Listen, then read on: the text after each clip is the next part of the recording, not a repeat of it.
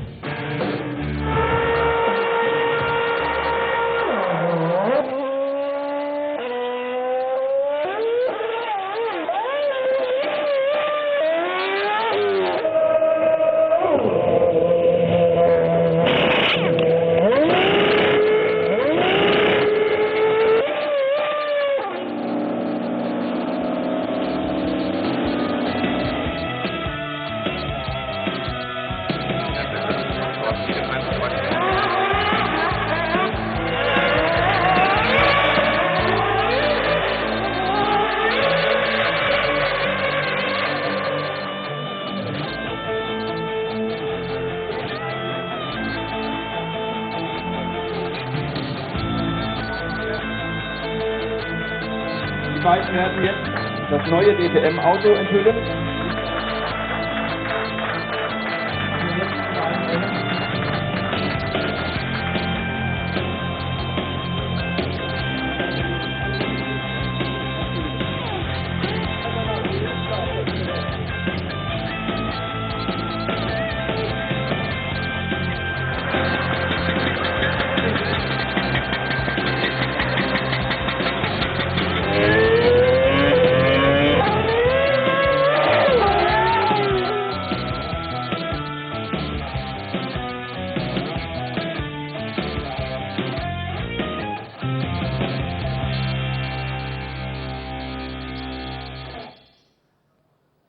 Ladies and gentlemen, the legend himself right here with us in this very location, Michael Schumacher. Please put your hands together.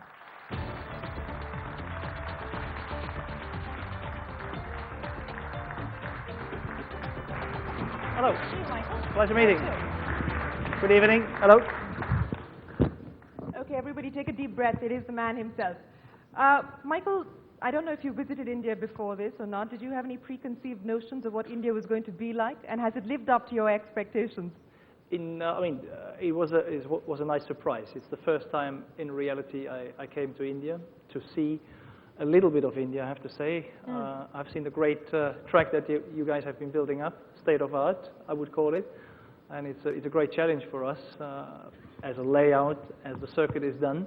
And I'm pretty sure all the young stars, the young kids that are growing up in India in future, they're going to have lots of fun with this. Okay, I want to take you back down memory lane a little bit, Michael. And, you know, in the early 90s, when the rules of the games were changed by Max Mosley, there was a lot of speculation on why that happened. And the unofficial truth was that it was done because Michael Schumacher was too damn good. He was too predictable. He was going out there winning every race. Did Michael Schumacher feel invincible at that point in time? Absolutely not.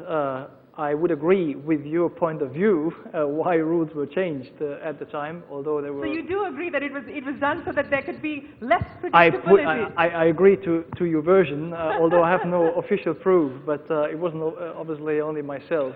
It was Ross that is obviously here. As a team, we've done a great job. I mean, we have produced a car that was state-of-the-art at that moment and sort of was too quick for some other people. So what went through your mind at that point in time when you knew, at least unofficially, that the rules were being changed to stir things up, to make the game less predictable because you were winning so often? You know, I didn't really mind at that stage because we had a good point advantage. I start to get nervous when other things happen, to get a two-race ban and other story. That got then very tight, obviously, towards the last race with, I think, 1 or 2 points lead that we went into that race. So that was, that was a big challenge suddenly again of something that looked to be safe. We just finished talking here about how legends like Michael Schumacher are so essential for this game to be successful and sustainable in the long run. And a lot was spoken about, rivalry between players.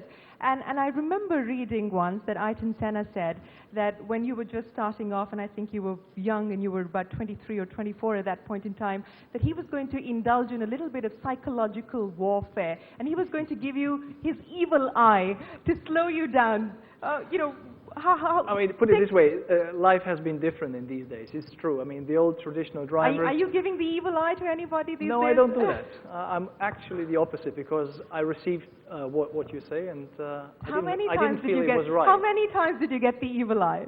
No, but the point is that I didn't think it was right, because everybody that finally makes the way to Formula One, I think he's a right to be there, and he has a right to prove himself without going through rankings and whatever. And I just thought the rules should be applied to everybody equally, and I didn't accept that, and neither I would put any different rule to anybody else. I respect and accept everybody that is there, and sort of watch them, learn even from them. So give us the truth. How much of this psychological warfare actually goes on the track just before a race?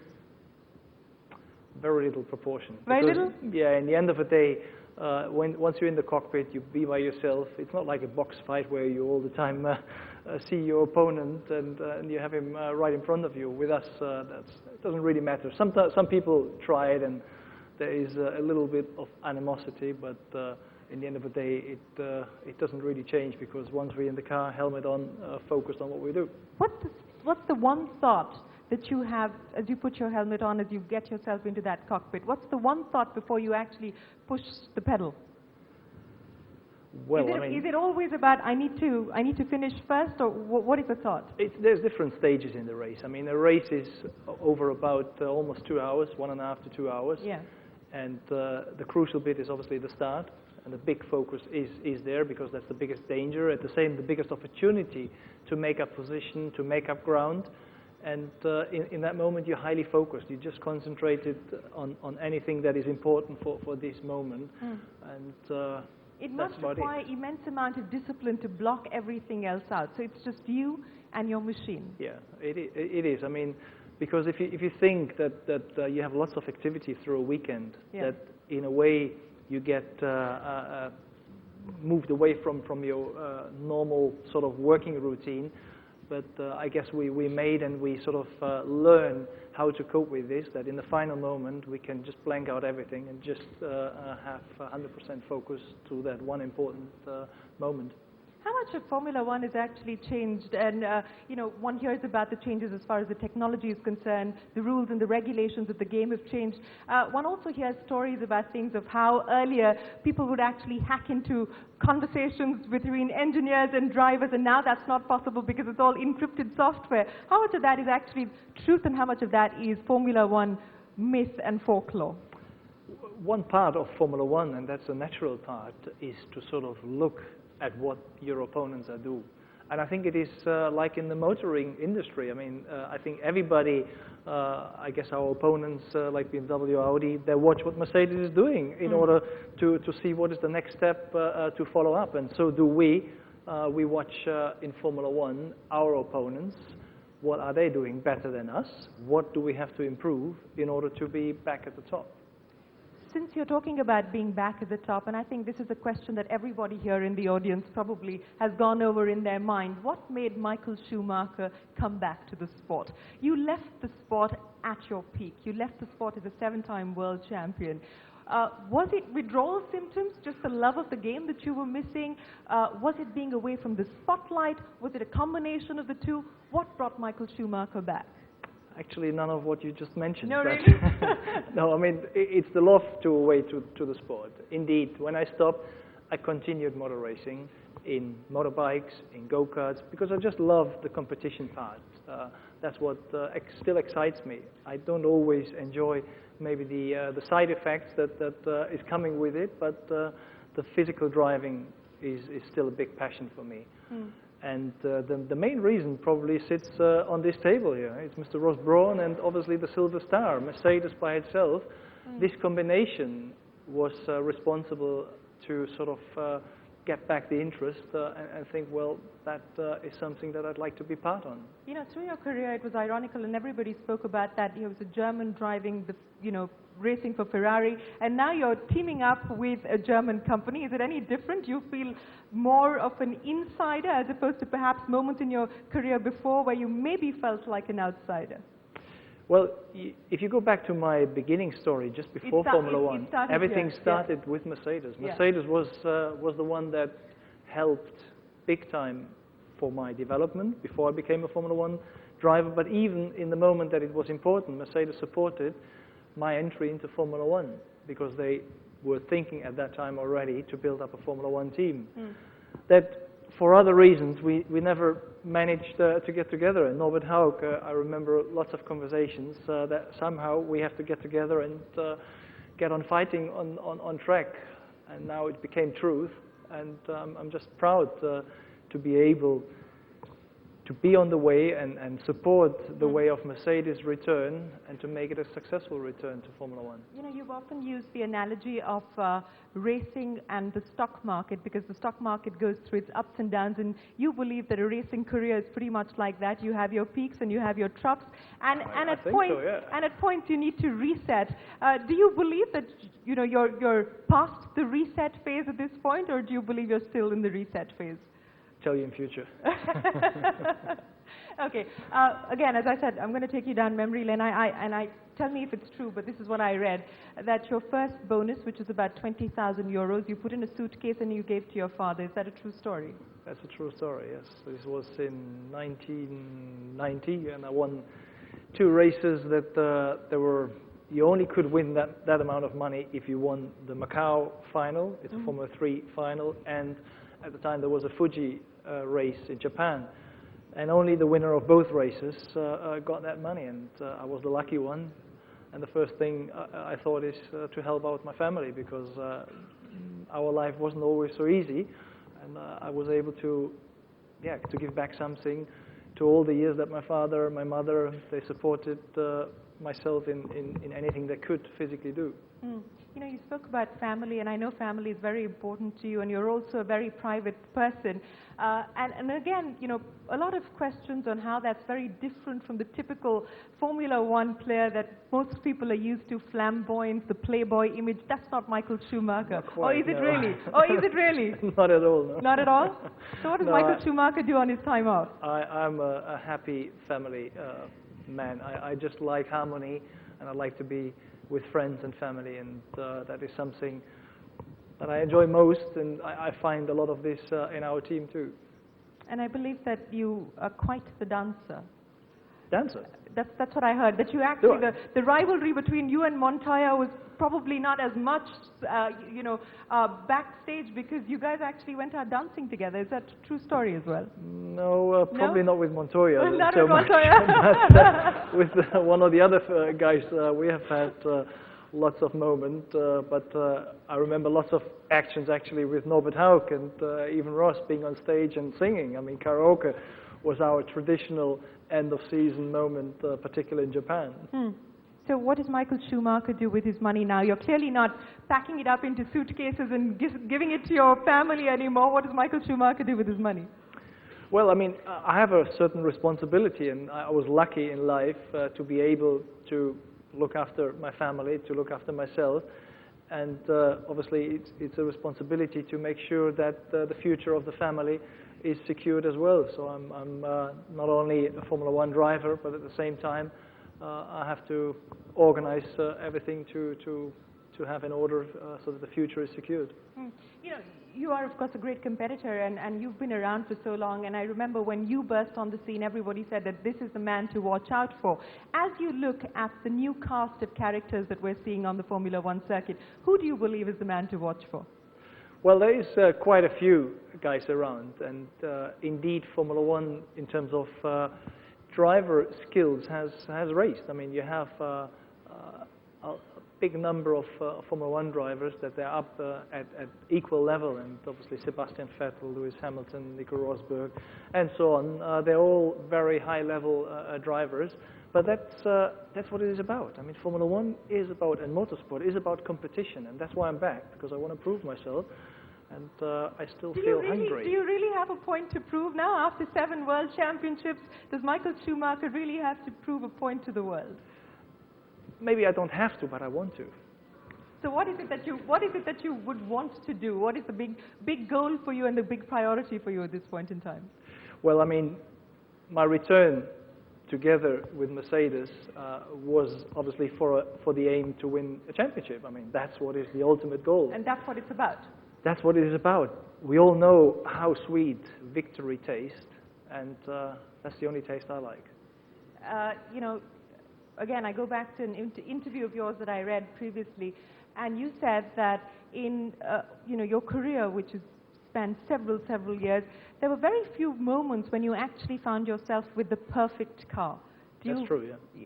Do you believe you have Indeed. I mean, it's very hard to make a perfect car, because no matter what limit you give a car, there's always a limit, and you don't like that limit. You like to sort of push it further. And even in the days that we were flying away, I still found issues that I wanted to improve. And that's the great thing of Formula One that I like, is this sort of development phase.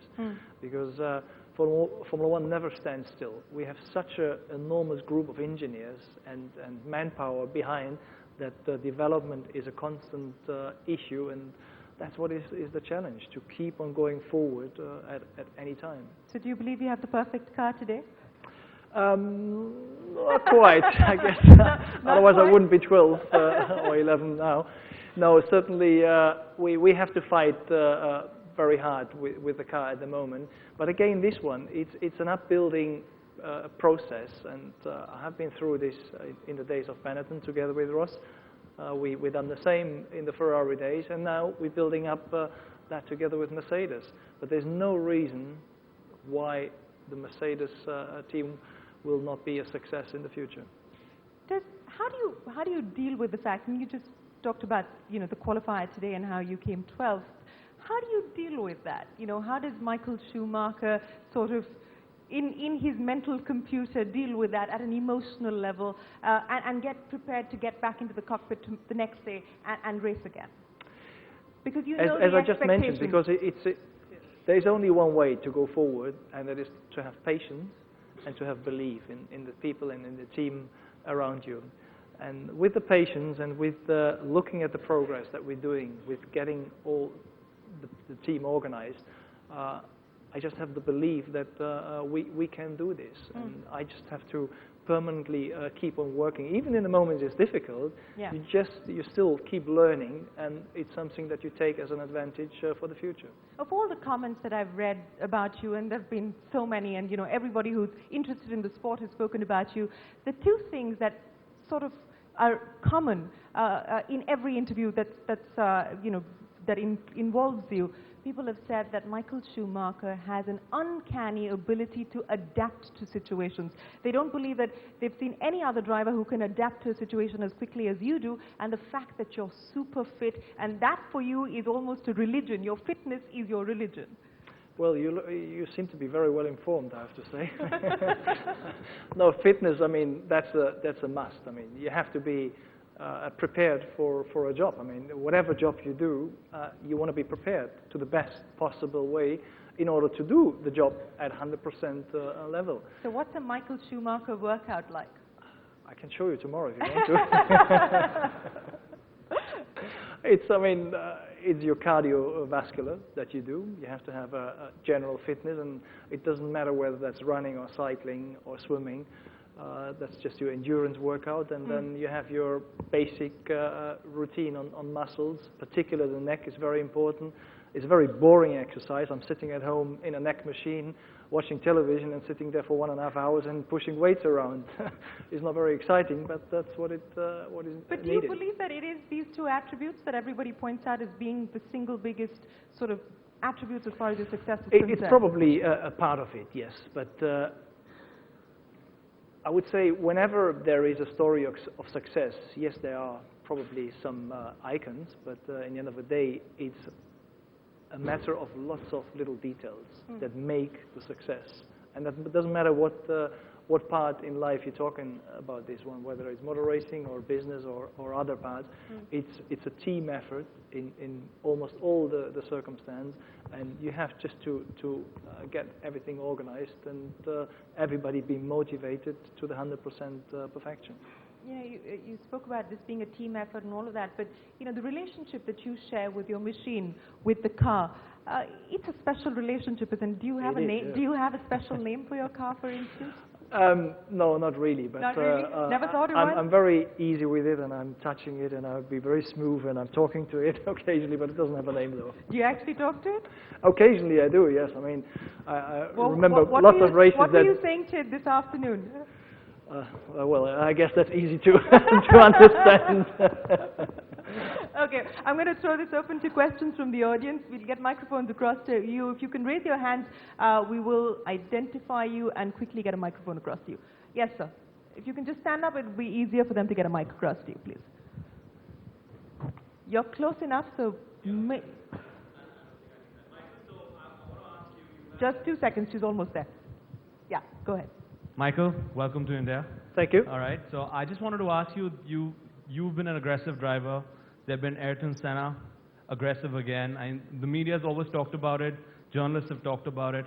What do you have to say about drivers like Lewis Hamilton, who today have that same aggression but are criticized so much by the media? I think there is a sort of edge and a limit to anything, and we drivers want to push at any time to the maximum limits, and in any field, but as the word says, limits, that's what you have to sort of respect, and the rules do change, and the situation and the circumstance do change, and you have to adapt to this one. And some can do this better, and some can do this maybe with a little bit more obstacles. Okay, diplomatic answer there. If you can have other questions, yes, sir. If you can raise your hand and stand up so that the microphone can get across to you, and that there's, yeah. Stand up, my dear. We'll get a mic across to you in just a second as well. There's one on the left. Yeah, go ahead, sir. Well, I'm Rajiv Jain. The question relates to the pleasure that you get out of driving, racing, or winning. Which supersedes the other two? Driving, racing, and winning. The pleasure. Yeah, sure. You're talking about the order. What is more important? Yes, exactly. Well, I think it's in exactly that ranking. Driving, racing, and then winning. So Go ahead. Yeah, you've got the mic. Go ahead. Somewhere I've read that you are, in fact, the Stig. Did you? Yeah. Are you the Stig? Are you the Stig? The Top Gear's official driver. It would maybe be a good circumstance to open the subject, but I guess I shouldn't. Okay, let that remain a mystery. Yeah. I'll request you to hand over the mic. Let's keep some mystery, exactly. Let's keep some mystery there. Yes. But, you know, Michael, I want to go back to the point that the gentleman was making there, and, you know, driving, racing, and then winning. Through your career, and you've seen it all, how important was ranking? How important was it for you to sort of have every single possible victory under your belt?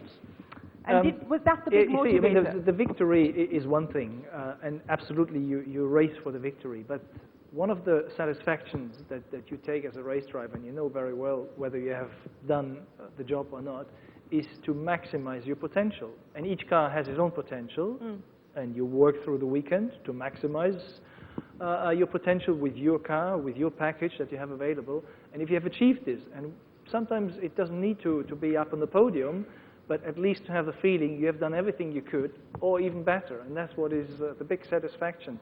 If this is then sort of crowned with a victory, and then by the end with a championship, that's perfection. But you can't always have perfection. How do you deal with the adulation? And, you know, when you meet somebody like Michael Schumacher, I'm always intrigued. You know, you've got millions of people across the world following every word that you say, following every race that you actually participate or compete in. How do you deal with that? Because, again, you're a very private person. You don't like to talk about yourself. You don't do too many events. How do you balance, you know, being accessible, being part of such a sort of public sport, and yet keeping your privacy? Well, how I do? I mean, the way I'm doing it. I mean, there is no particular principles. I mean, other that the balance of whatever you do has to be the right balance, because you need to have a balance in life that allows you to be fresh, to be motivated, to do what you want to do, with a big motivation. And if you have the right balance of all this one, and thanks to the family, and thanks to how we organized ourselves, I do so. And that's part of the reason that I'm back again, and I'm enjoying to be back. Because you know, your father played a key role in you getting into motorsport. Would you be okay if your son decided to get into Formula One, get into any sort of sport? Would that be okay with you? Would you encourage him to do that? You see, I mean, sports, I mean, I think for any part of sport, I think it's a fantastic tool for children to sort of give them a challenge, to give them a sense of life, to give them the spirit of a teamwork. I think in sports you find lots of components that are fantastic for children to grow up and get the right attitude for the future. So could we see another Schumacher on the racetrack anytime soon? Well, I mean, obviously there was one that I saw here this evening. That was my brother. Yes. Okay, more questions. If we can have you raise your hand, and we'll get a microphone across to you. Yes, sir. Yeah, I've heard that a driver, the G-forces he faces in F1 car, that makes him lose 3 to 4 kgs in a race. Is that true? 3-4 Gs in the race? No, do you lose 3-4 kilos kilos. every race? Sorry. There are races we do, yeah, indeed.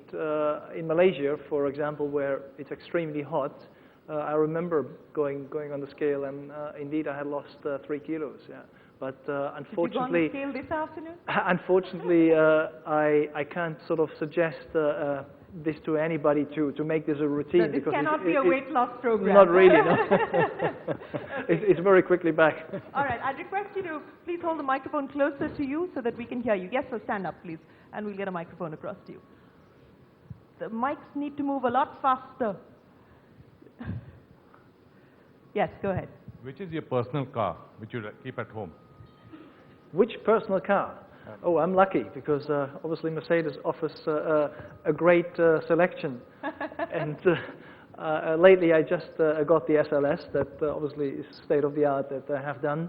I mean, very modern, very sportive, and really, really great fun. So does it have to be Mercedes now, on and off the track? I'm lucky it can be.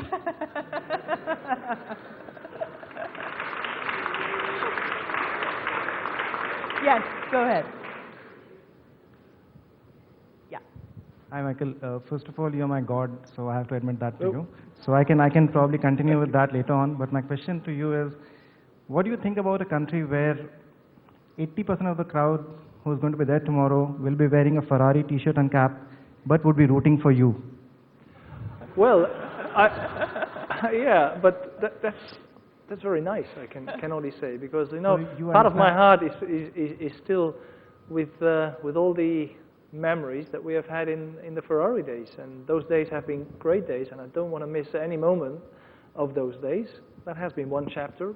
Now we're talking about the next chapter, that is with Mercedes. But I'm glad and I'm proud that so many Ferrari fans still cheer up for me. No, Michael, the point that I wanted to make over here is, these are not the Ferrari fans. They are your fans who became a Ferrari fans because you were in Ferrari. Now, they don't have a choice. They have come to the sport to watch you race, but they are supporting you wearing a Ferrari T-shirt.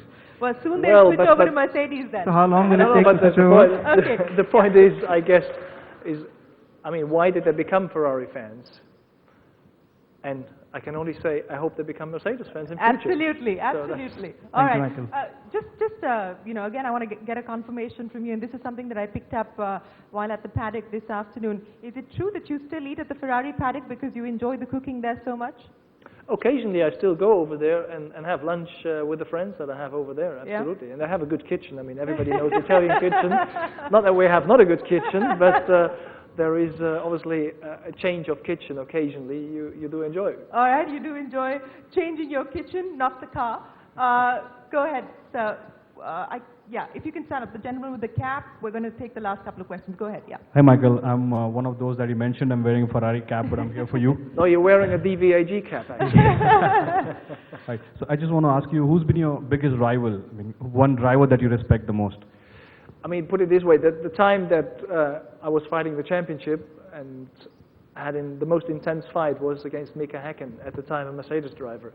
That was certainly one of the most beautiful moments I had, because the respect in the car and out the car was very high, and whatever happened on track, that's happened on track, and whenever we were out of the car, it was no subject. I mean, everybody lived his life. I can't say we are friends, but we knew each other very well. I have big respect for him, and so he had for me, and there was no animosity next to the track. Those sort of mental games that you were talking earlier on, some thought they were funny, and he needed to do them. I didn't really care. I just thought they were stupid and needless, and Mika was just like me, and we just concentrated on the main subject. Okay. Do you have friends in Formula One? Oh yeah, you absolutely. do? Yeah. Okay, drivers. I mean, it's like normal life. I mean, you don't have everybody is your friend. You just have a selection of a good handful, who's if you're Michael lucky. Schumacher closest to? Well, I've obviously Felipe is a very close friend of mine. I even call him my little brother in a way. Then, I mean, if you look at some German drivers like Timo Glock and Sebastian Vettel, that I'm very close to. And there's quite a few other guys that you hang out, you go for dinner, we occasionally play card games, or we go and train So together. the boys' and so on. club is alive and kicking. Yeah, yeah. Okay. We haven't had any women asking questions. Yes, I'm going to give the women a chance. If there is anybody here, women who'd like to ask Michael a question, please raise your hands. No women. Oh, yes, there is one. Yes, ma'am, go ahead. You've got the microphone with you. Yeah. Okay, just a very brief question. You said you've come to India for the first time. What is it about India that you really like? What is it about India that you really like? What I do like is the positive attitude the people have over here. And it's not about material wealth. It's just that they're happy of life. And it's something that, yeah, I appreciate a lot. You know, India is the land of karma. It's the land where we believe in rebirth, and it's a land also where there is a fair amount of superstition as well. Though, you know, is Michael Schumacher superstitious? To a degree, yes. What are you superstitious about? It's small and, in a way, probably not really important, but I always would step from one side into my car. Okay. And even out, I go only to one side. It happened to be that the one time that I did it from the other side, that wasn't a good race, so I thought I better go. I keep on going from the left side into the car. And obviously my wife, she would give me a sort of talisman and a good luck sort of symbol, and I would carry that with me. Okay, so Michael Schumacher does believe in... Yes, now we have lots of women wanting to ask questions. Go ahead, ma'am.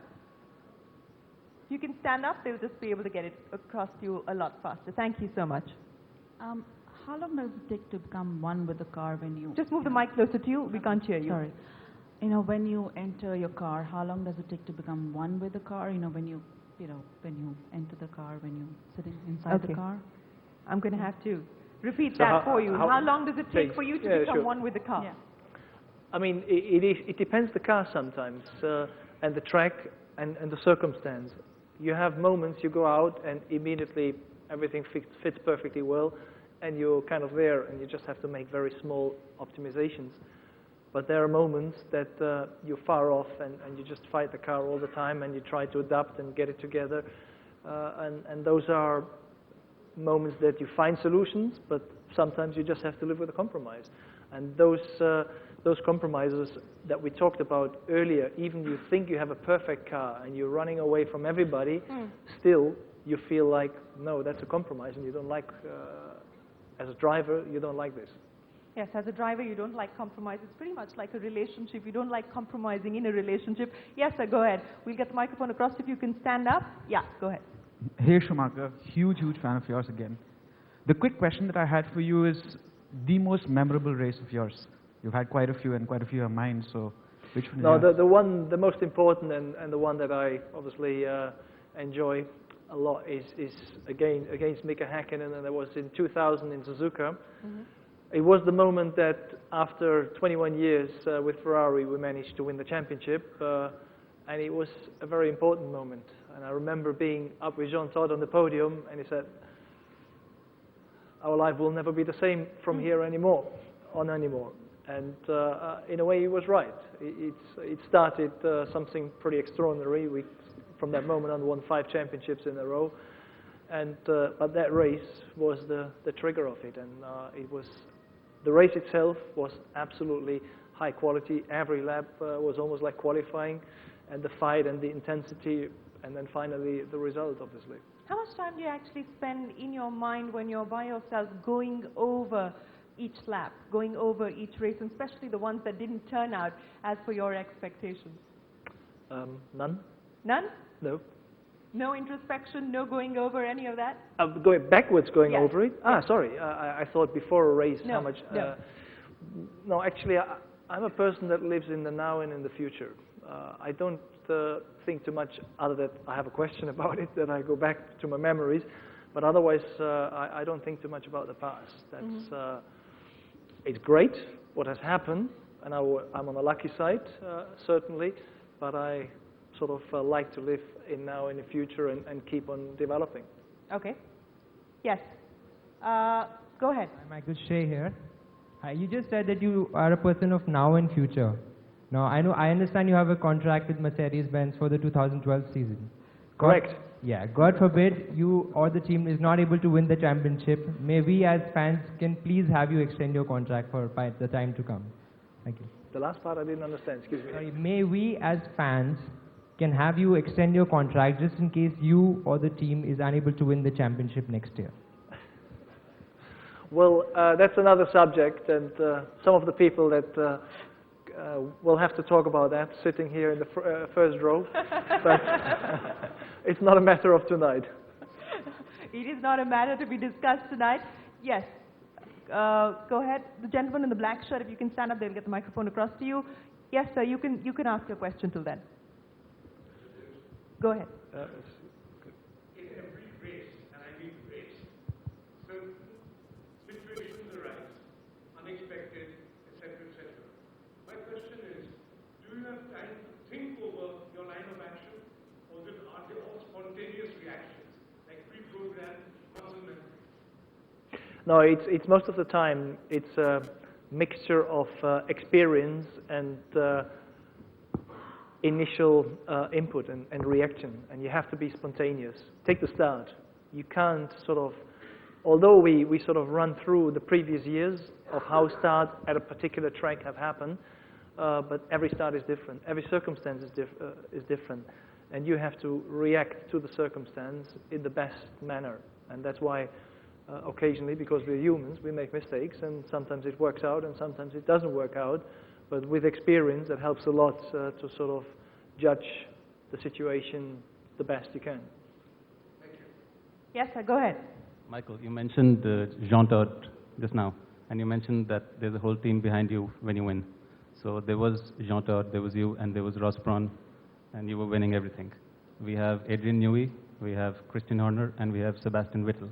How long are they going to keep winning it? Because it's getting boring, frankly. The racing is nice, DRS makes it interesting every time there's a pass, but really, how long is this going to carry on? Is it just a matter of buying Adrian Newey away so that another team wins?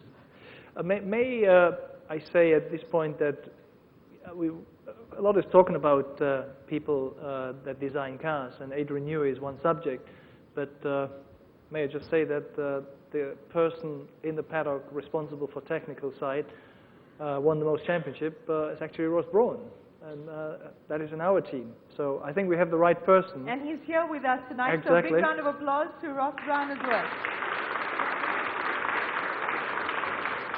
So I think we have the right base of team, but again, it's like building a house. I mean, you can't start with the roof, you have to start with the foundation and build it up towards the roof.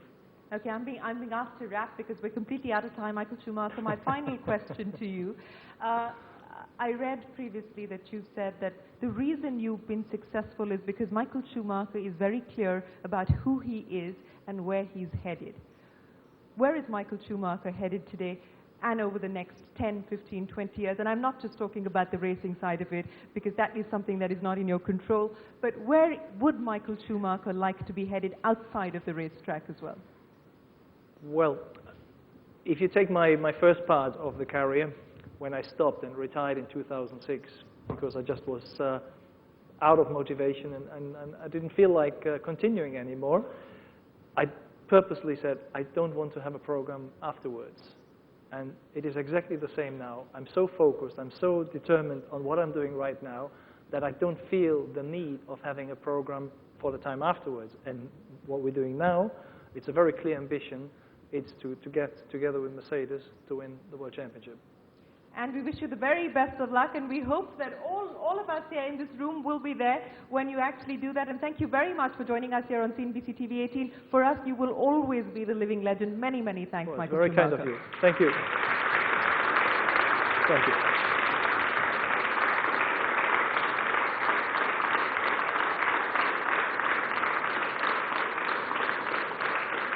Thank you very much, ladies and gentlemen, for joining us here this evening. There's dinner, so do join us then. Thank you very much indeed.